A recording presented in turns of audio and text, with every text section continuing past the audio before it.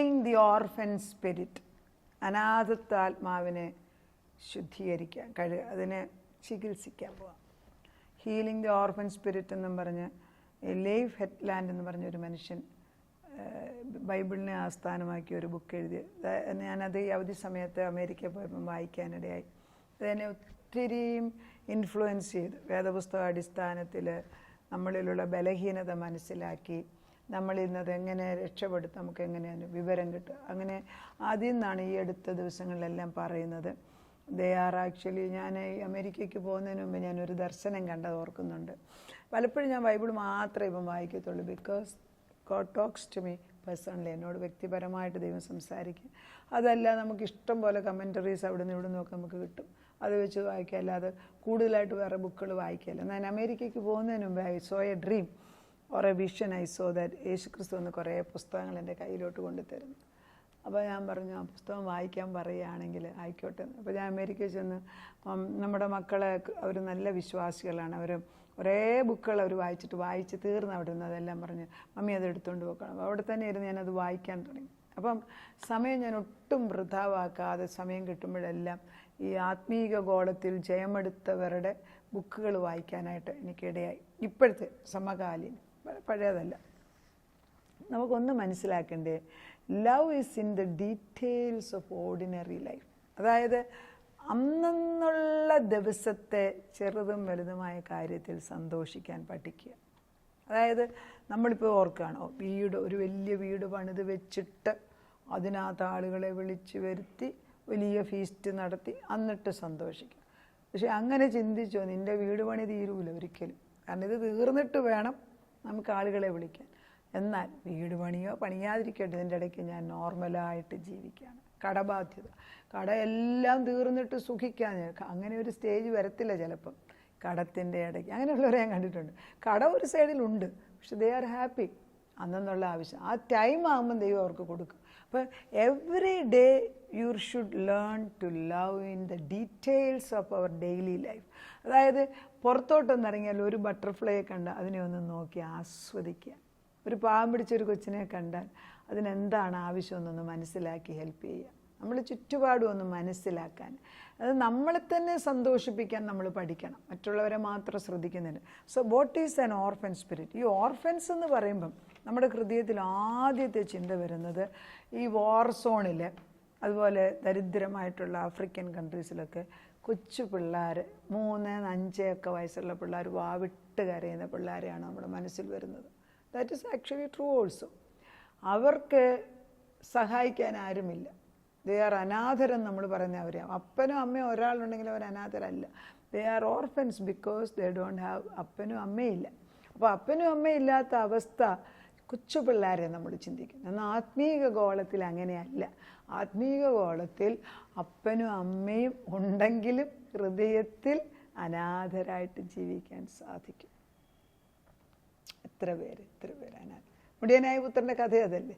നല്ലൊരപ്പനുണ്ട്, അമ്മയുടെ കാര്യമൊന്നും പറയുന്നില്ല. പക്ഷേ ഈ ഇളയവൻ ചിന്തിച്ചു, എനിക്ക് അവകാശമുണ്ട് ഇതിൽ, അത് ഈ അപ്പനങ്ങ് ചത്തിരുന്നേ കൊള്ളാം, നീ മനുഷ്യൻ ചാകത്തില്ല, എന്നാൽ സാരമില്ല, എൻ്റെ ഷെയർ അങ്ങ് വാങ്ങിച്ചുകൊണ്ട് പോയിട്ട് ഈ അപ്പനില്ലാത്ത പോലെ അങ്ങ് ജീവിക്കാം. Is an orphan. All of A sudden is an orphan. അതായത് ഉണ്ടെങ്കിലും ആ അപ്പൻ്റെ സ്നേഹത്തിനകത്ത് അത് അനുഭവിക്കും. മൂത്തമകനും അങ്ങനെ തന്നെയായിരുന്നു.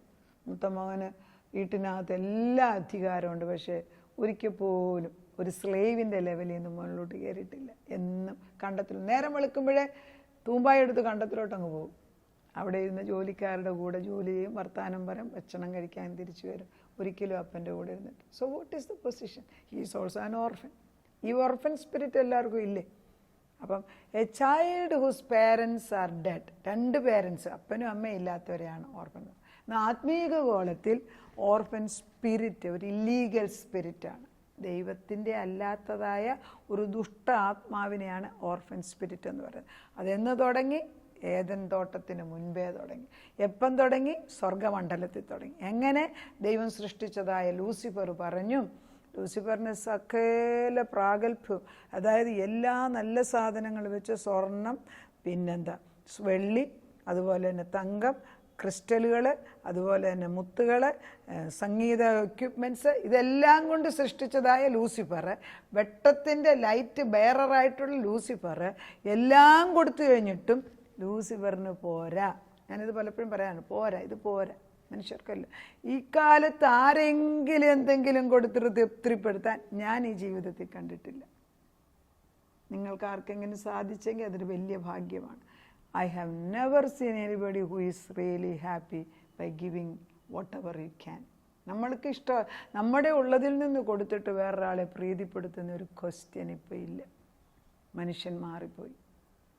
We have an orphan spirit.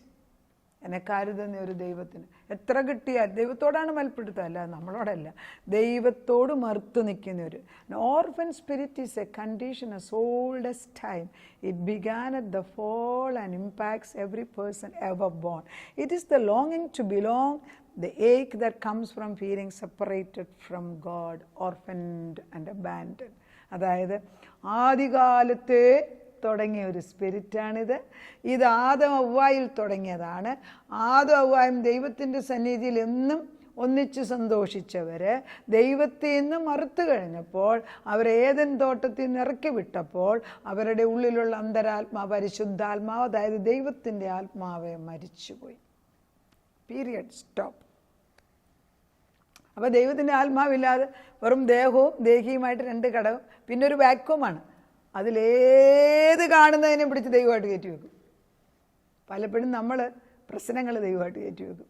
അല്ലാത്തവർ ജോലിയാകാം, കാറാകാം, പൊസിഷനാകാം, എന്തെങ്കിലും ആകാം. ഏത് കാണുന്ന വൃക്ഷങ്ങളാകാം, എല്ലാത്തിനെയും പിടിച്ച് കയറ്റി വെക്കും. ഏതിനെ കയറ്റി വെക്കും. അപ്പോൾ അന്ന് തൊട്ട് നമുക്ക് വാണ്ടറിങ് സ്പിരിറ്റാണ്. അപ്പോൾ ഈ ലൂസിഫറിലുണ്ടായിരുന്ന ആ ദുഷ്ട സ്പിരിറ്റ്, ലൂസിഫർ അല്ലെങ്കിൽ പിശാചിനെ സ്വർഗത്തിൽ നിന്ന് വെട്ടേറ്റ് നിലംപരിച്ചായി ഭൂമിയിലേക്ക് വിട്ട്, ഭൂമിയിൽ വെട്ടേറ്റ് നിലംപരിച്ചായ അരുണോദയ ശുക്ര എന്നാണ് യെശയ്യാവി വിളിക്കുന്നത്.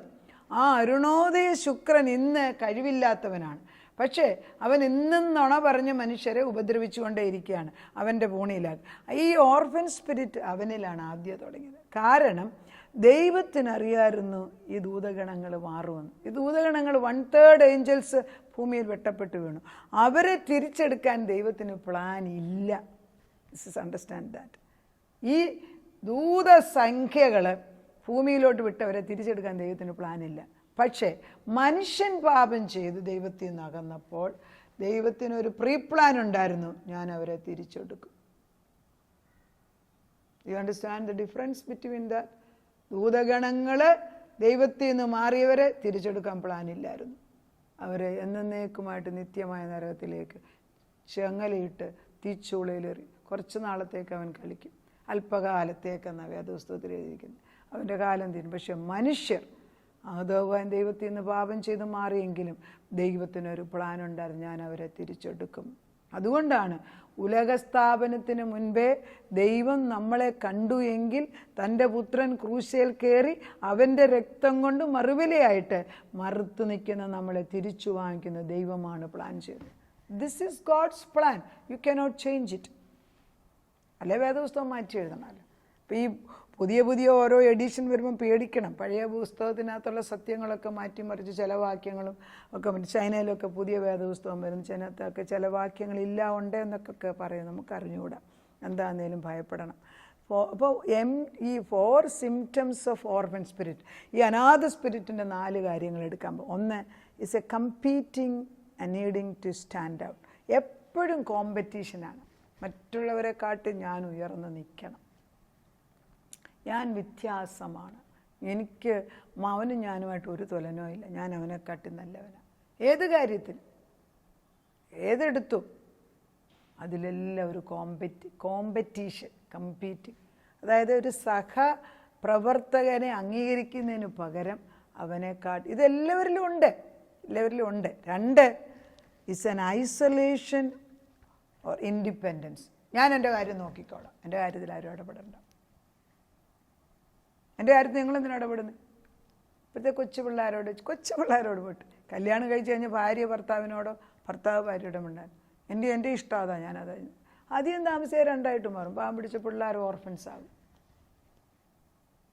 An isolation and independence, fear and insecurity.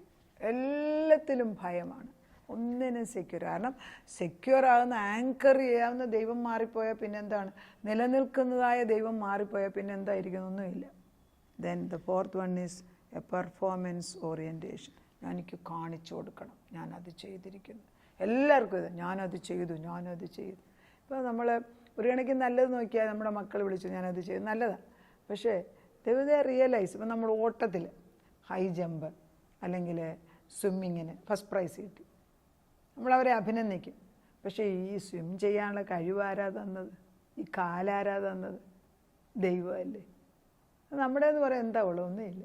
പക്ഷെ ആ ഒരു അവെയർനെസ്, എൻ്റെ അപ്പൻ്റെ സ്വത്ത്, എൻ്റെ അപ്പൻ്റെ ജീവൻ, എൻ്റെ അപ്പൻ തന്നിരിക്കുന്ന സൗകര്യം, അതിനകത്താണ് ഞാൻ നിൽക്കുന്നത്. ആ ഒരു ചിന്ത ഓർഫൻസിന് ഒരിക്കലും ഇല്ല.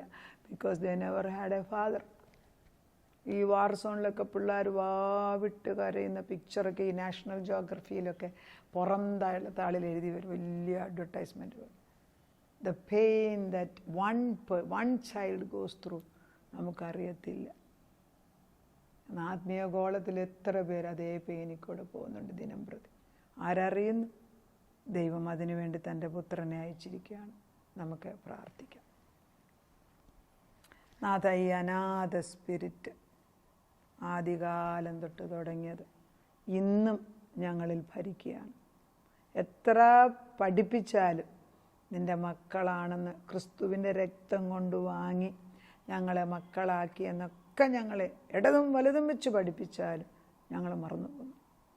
അതങ്ങോട്ട് മാറ്റാനൊക്കുന്നില്ല. ദൈവമേ, നീയാണ് ഞങ്ങൾക്ക് വേണ്ടി സ്വന്തം പുത്രനെ അയച്ചു തന്നതെന്നും പിതാവിൻ്റെ സ്നേഹത്തിൻ്റെ മകുടമാണ് യേശുക്രിസ്തുവെന്നും യേശുക്രിസ്തു തന്നെത്താനെ ഭൂമിയിലേക്ക് വന്നത് നമ്മൾ വഴിതെറ്റിപ്പോയവരെ തിരിച്ചു കൊണ്ടുവന്ന് ആത്മീയ മക്കളാക്കി മാറ്റി വി ആർ സ്പിരിറ്റ് ബീയിങ്, ആത്മീയ ഓർഫൻസ് അല്ല എന്ന് പഠിപ്പിക്കാനുള്ള കൃപ ഞങ്ങൾക്ക് തരണം. ഈ ഒരു ശക്തി എൻ്റെ ആത്മാവ് വരാതെ കിട്ടത്തില്ല. പരിശുദ്ധാത്മാവേ എഴുന്നള്ളി വരണമേ, ഞങ്ങളുടെ ഉള്ളിൽ വന്ന് വസിക്കണമേ. അതുകൊണ്ടാണല്ലോ യേശുക്രിസ്തുവിൻ്റെ മേൽ പരിശുദ്ധാത്മാവ് വന്നപ്പോൾ ഇവൻ എൻ്റെ പ്രിയപുത്രൻ, ഇവനിൽ ഞാൻ പ്രസാദിച്ചിരിക്കും. അതുപോലെയുള്ള ശബ്ദം ഞങ്ങളും കേട്ടേ പറ്റൂ. ഞങ്ങൾ നിൻ്റെ മക്കളാന്ന് ഒരു കാലത്ത് നഷ്ടപ്പെട്ടതല്ലേ, ഞങ്ങളെ തിരിച്ചെടുത്തു എന്ന്. We are to be adopted by you Lord. അവിടുന്ന് ഞങ്ങളെ വീണ്ടെടുക്കണമേ, ദത്തെടുക്കണമേ. അതത് ചെയ്യാൻ പോകുന്നതിന് നന്ദി പറയുന്നു. പ്രാർത്ഥനയുടെ ഉത്തരം തന്നതിന് നന്ദി. യേശു ക്രിസ്തുവിൻ്റെ പൊന്നു നാമത്തിൽ ഈ അനാഥ സ്പിരിറ്റ് ഞങ്ങളുടെ തലമുറകളെ കൊല്ലുന്നത് നീ കാണുന്നുണ്ടല്ലോ. നമ്മുടെ കുഞ്ഞുങ്ങൾ ലോകത്തിൻ്റെ ഭാഗങ്ങളിൽ ഓടി നടന്ന് ജോലി ചെയ്ത് അത് ചെയ്ത് ഇത് ചെയ്ത് പ്രൂവ് ചെയ്യുമ്പം കർത്താവെ, അവർക്ക് നിന്നിൽ കൂടി ഇതിൽ കൂടുതൽ നേടിയെടുക്കാമെന്ന് നിന്നോട് ചേർന്ന് നിന്ന് ചെയ്യാനുള്ള കൃപ കൊടുക്കണം. അവിടെ ഒരു വിജയം. അതിനത് ചെയ്യാൻ പോകുന്നതിന് യാക്കോബ് എന്നുള്ള പേര് മാറ്റി ഇവർക്ക് ഇസ്രായേൽ എന്നാക്കണമേ. പ്രഭുവാകേണ്ടവൻ അടിമയായിട്ട് ജീവിക്കാൻ വിട്ടുകളയല്ലേ. അതിനത് ചെയ്തിരിക്കുന്നതിനാൽ സ്തോത്രം. പ്രാർത്ഥനയായിട്ട് ഉത്തരം തന്ന ദൈവത്തിന് നന്ദി. യേശുക്രിസ്തുവിൻ്റെ പൊന്നുനാമത്തിൽ തന്നെ ആമേൻ.